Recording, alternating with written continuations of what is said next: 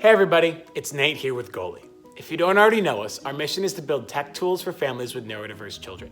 A lot of our families depend on Medicaid waivers to get the help and services that they need.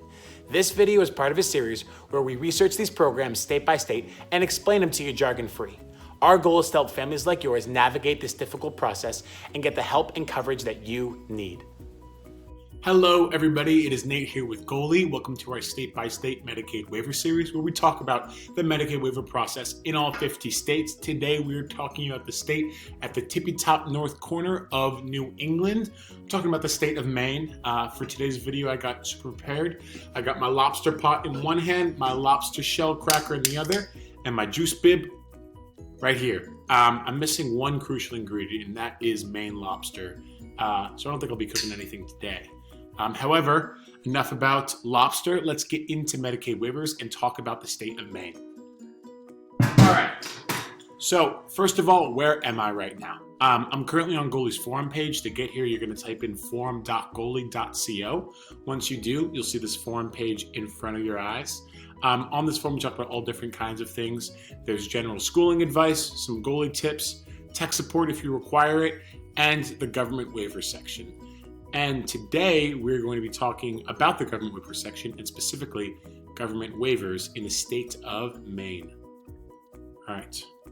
So Maine has one government waiver, Medicaid waiver, that we'll be focusing on today, and actually only offers one waiver, and it's called the Katie Beckett waiver. All right, who can apply for this waiver? So any child under the age of 19 who is diagnosed with any kind of disability can actually apply for this waiver.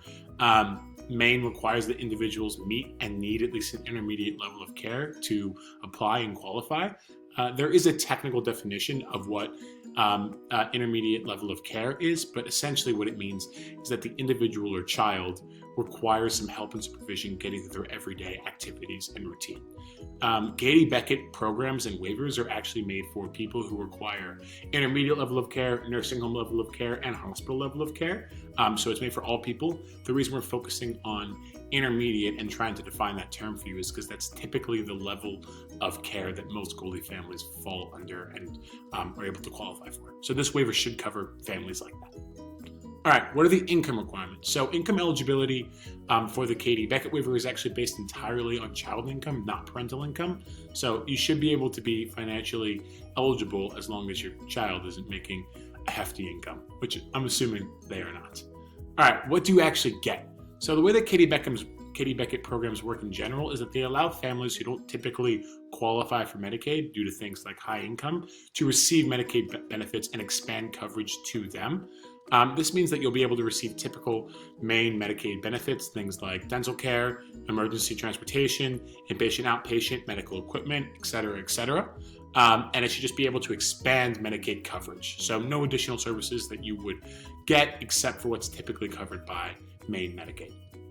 All right, how do you actually apply for this waiver? So the way to apply is to call your county's Department of Human and Health Services. Click on the hyperlink there. It should take you county by county and give you a name, an email, a phone number, a place to reach out county by county. So the first thing you want to do is call your county's office, and they'll be able to walk you through the process and talk to you about how to get the services covered and apply for the program. All right, what does the Goalie team think about Maine's Medicaid waiver program? So Maine actually has a pretty awful waiver program. They currently only have a Katie Beckett program, which is what most states provide as a baseline and then expand coverage further from that to cover more specific cases like people with intellectual disabilities, physical disabilities, so they can get additional support and help them along the way. Maine does none of that. They clearly need to improve this program, and they are in the midst of doing so. They currently have a 3-year project, which you can find out more information on if you click on this hyperlink here, to revamp their behavioral health services. Additionally, we had a really hard time finding Maine-specific resources that are worth your time and actually provide helpful information. So if you have any recommendations of helpful sites, government websites, please let us know because we really couldn't find a lot of stuff. It just wasn't online, and if it was, it just wasn't helpful. All right, so with that being said, let's go to our Goalie waiver scorecard. So no surprise here, in terms of website clarity, needs, and navigation, we give this a 1 out of 5. When you don't have helpful resources online and there's no easy way to locate them, you can't get a good score here. In terms of access and requirements qualification, we gave this a 3 out of 5. I mean, There currently, at least from what we could see, there was no wait list, which is always a positive, but there's no real healthcare coverage here. So there's nothing specifically to deal with individual diagnoses. And so in terms of their access, it's not fantastic. You can get on this Katie Beckett program, but it's really a baseline, and they need to do a much better job of expanding that coverage. Speaking of coverage, let's talk about healthcare coverage in Maine. Again, this is not a great score because they really just provide typical Medicaid services. This is inadequate to what most families need who are applying for Medicaid waivers, as they need additional coverage that's not typically covered by the general coverage provided by Medicaid. All right, so we do hope that you found this video helpful, but also know that there are tons of helpful resources already out there. We decided to find two that we found to be especially helpful, the Autism Society of Maine and the Maine Parent Federation.